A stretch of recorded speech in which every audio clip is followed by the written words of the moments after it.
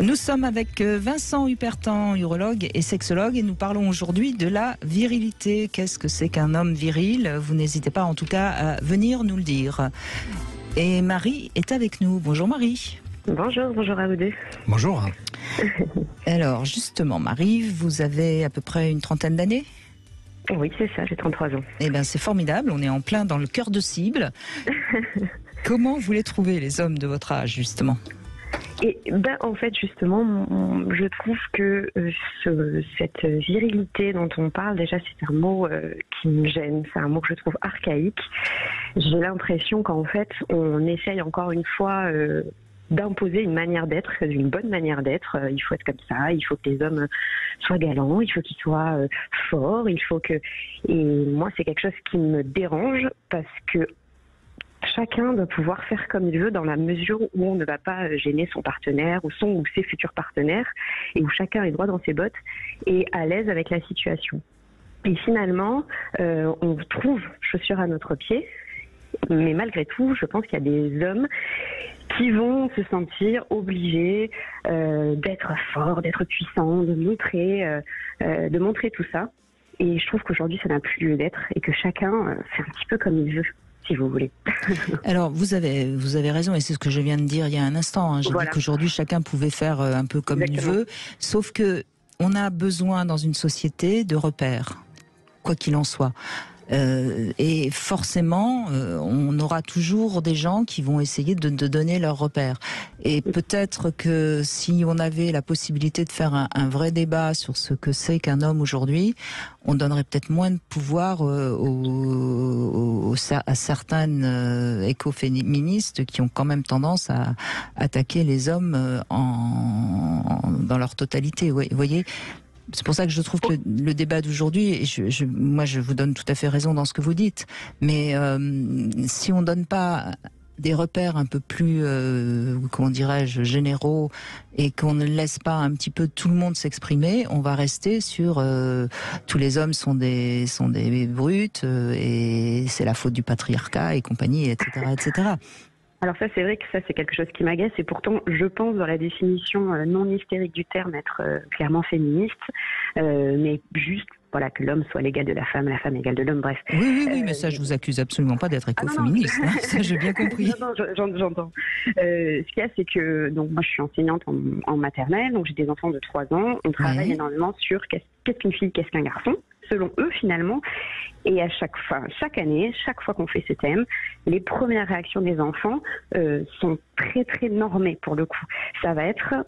En général, dans les premières réactions des enfants, l'homme, il a un zizi, parce que c'est comme ça qu'ils l'appellent en général. Et alors là, l'homme, ils disent le garçon, et la fille, elle n'a rien. Et leur définition de l'homme, ça va être la force, ça va être la puissance, ça va être lui qui dirige à la maison, dès 3 ans, alors qu'ils n'ont même pas forcément ce modèle familial-là. Parce qu'ils entendent tellement de choses autour. C'est très intéressant ce que vous dites, et moi, ça me rassure plutôt. Même si pas moi. Oui, je sais. Mais moi, ça me rassure plutôt parce que, comme on dit souvent, la vérité sortant de la bouche des enfants, ça veut dire que quelque part, les enfants de 3 ans ont quand même encore une vision assez normale de la différence entre les hommes et les femmes. Vous savez, j'ai fait une enquête là récemment pour une conférence que je devais faire. Les hommes ont 40% de muscles pour 25% pour les femmes. Donc quoi qu'on en dise, l'homme est plus fort que la femme. Ah oui, mais ça c'est sûr et certain. Ce qu'il y a, c'est que dans leur vision à eux, c'est que la fille, elle joue à la poupée, et le garçon, il n'a pas le droit de jouer à la poupée. Lui, il faut qu'il joue aux voitures, il faut qu'il a le droit de se battre, mais pas les filles. Et en fait, finalement, je trouve que c'est tout aussi difficile pour un homme d'entendre. Il faut que tu sois fort, tu n'as pas le droit de pleurer parce que ce n'est pas viril. Voilà.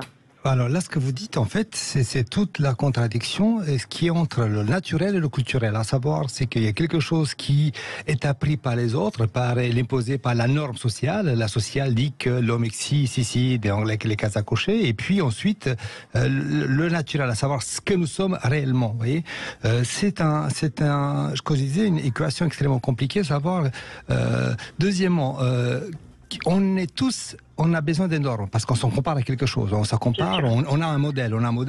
Dès qu'on ouvre les yeux au monde, que l'on veuille ou pas, le premier modèle, c'est le modèle parental. Donc, consciemment et inconsciemment, notre cerveau va s'imprégner. Donc, tout au long de notre histoire, nous allons copier quelque chose qui nous paraît bien ou pas bien, le bien et le mal. Donc, c'est cette dichotomie de la vie.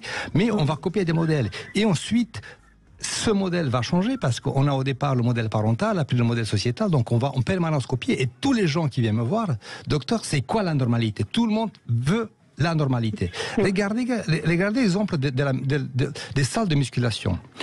Il n'y a jamais eu autant de mecs qui se dopent, qui prennent des protéines, qui prennent de la testostérone illicite, qui vont faire en sorte pour suivre une espèce de norme de la virilité. Effectivement, le terme, il est obsolète, il est has-been, etc., tout ce que vous voulez. Mais ça n'empêche que les hommes, ils vont se pas comparer aux filles, ils veulent être très musclés, ils ont tous la barbe. Là, aujourd'hui, on parlait tout à l'heure, le modèle de la barbe de 3 jours, ils sont tous barbus.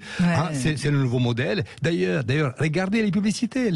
Il n'y a jamais eu autant de publicités des hommes virils. Donc, on est en permanence imprégné par une espèce de modèle qui met de la norme. Donc c'est pas étonnant que les enfants vont dire, peut-être ils ont vu à la maison, peut-être ils ont vu dans la récré, ils ont vu quelque part à la télé. Donc c'est cette notion. Donc il y a une espèce de norme. Donc effectivement le rôle culturel, c'est l'école qui intervient.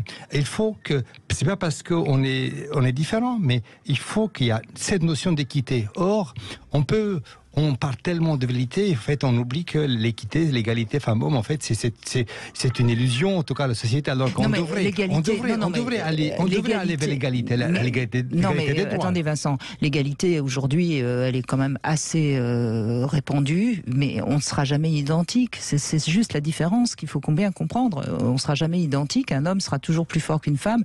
À part quelques exceptions évidemment, mais ce que dit Marie est intéressant parce que au fond, vous dites que vous trouvez que c'est bien que chacun puisse avoir sa liberté, mais c'est pas mal qu'on ait des repères assez stables au départ, mais qu'il faut pas se sentir obligé de rester dans ces repères. C'est peut-être ça qu'il faut expliquer aux enfants, non ?